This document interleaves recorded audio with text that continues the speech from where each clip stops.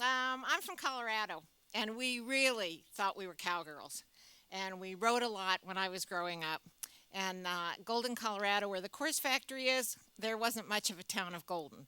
So we literally could rent a horse for $5 a day and ride in unfenced areas.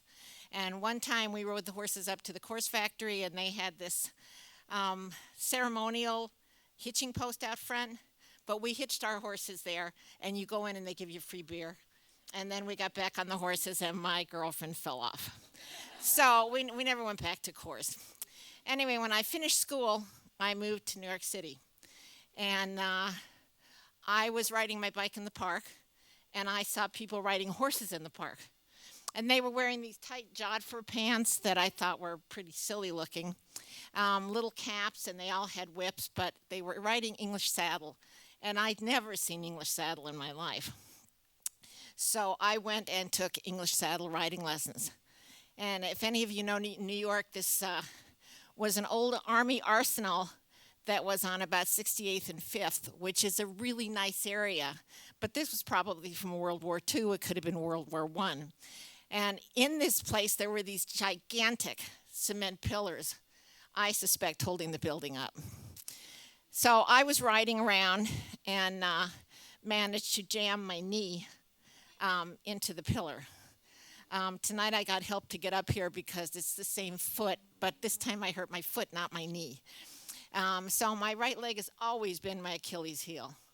And I had my new jodhpur pants on, which are really tight, and then they kind of flare out. I could see that my knee was swelling instantly and pushing against the pants. So I couldn't get off the horse on the left side because I couldn't move my leg. I couldn't get off on the right side because I couldn't put weight on my knee, and the horse probably would have bucked if I got off on the right side anyway.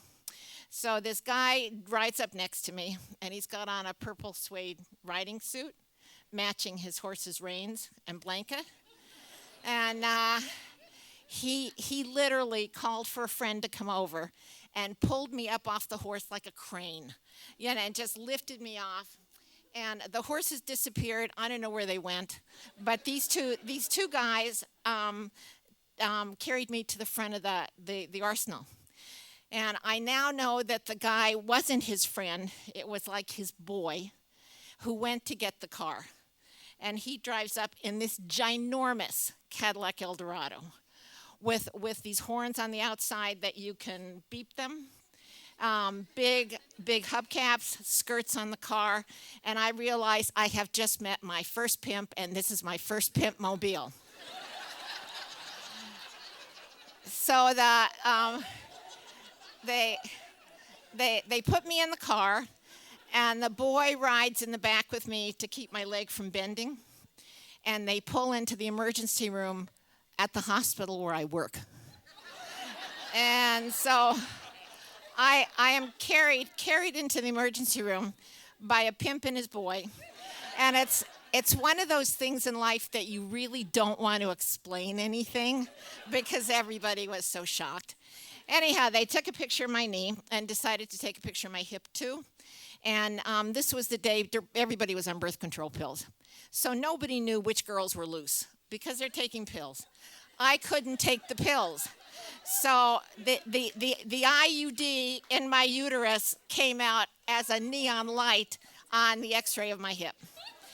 And so I heard a lot. I had a great reputation at the hospital.